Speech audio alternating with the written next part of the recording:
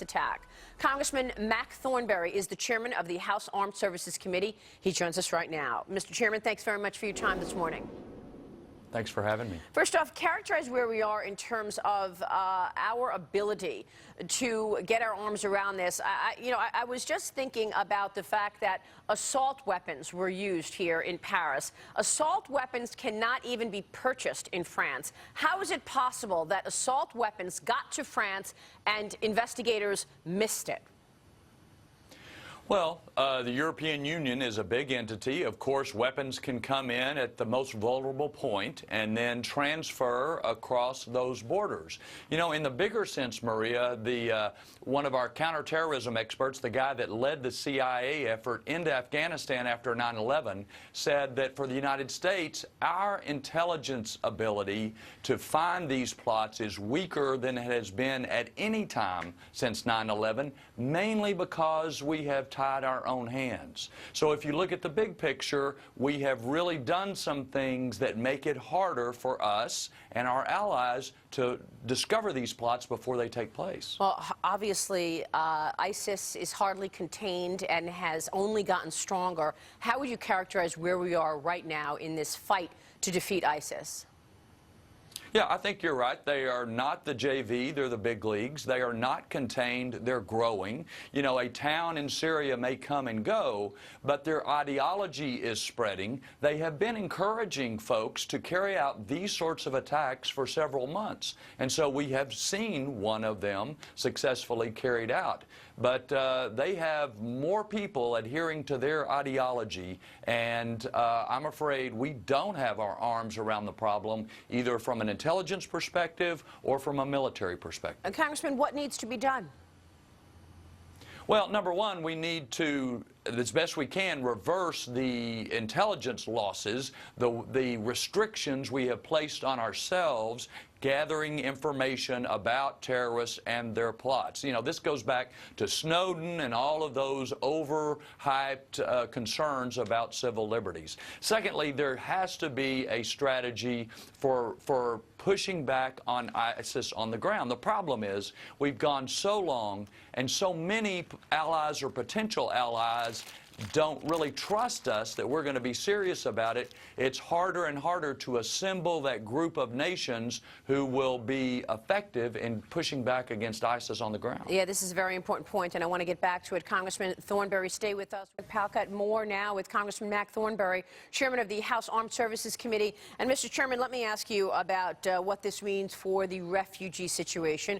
The U.S. is expected to take in tens of thousands of refugees. We now know that one of the perpetrators in the Paris attack was, in fact, a refugee posing. It was an ISIS fighter posing as a refugee. What do you think this means in terms of the U.S.'s plan to take in refugees?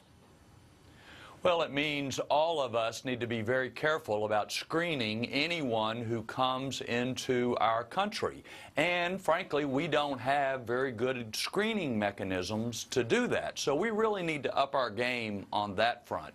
It's interesting that this was a mixture of people who were there in the country and refugees. I think, and remember, the people who are there in the country with European passports can come to the United States without a visa. So the idea that this is something that could just be contained to Europe, or that if you just don't let any refugees in, you stop this, is not true. They are looking for ways to get around our security measures. Right, but when you say up our game, what does that mean exactly? I mean, the Syrian government has been, decimated, collapsed. How will we ever get the information on who these refugees are if we can't even confirm it or vet them properly with their home from the Syrian government? Well, the key is to share information with our allies, and you're exactly right. We may never get the information we're looking for because there is no real government in Syria. But it really goes back to what we were talking about a few minutes ago. We have tied our own hands as far as collecting information about who the bad guys are, what they're planning, and who they associate with.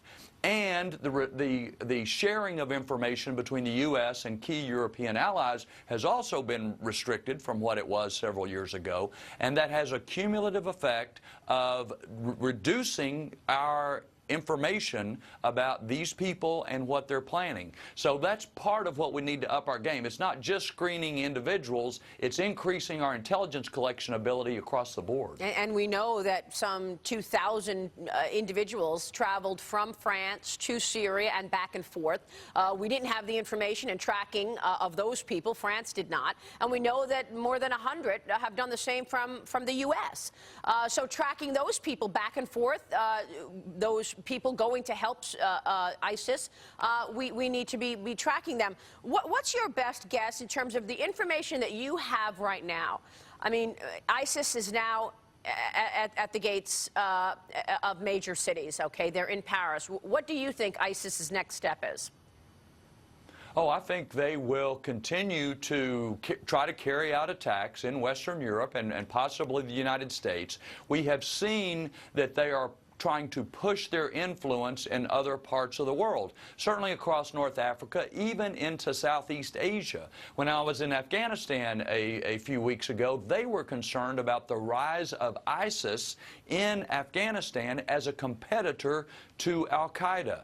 So they are growing in ideology, they are growing in their attractiveness, and they are trying to make the most of it. And again, to emphasize, they have been asking for months for their followers to carry out these sorts of attacks wherever they live.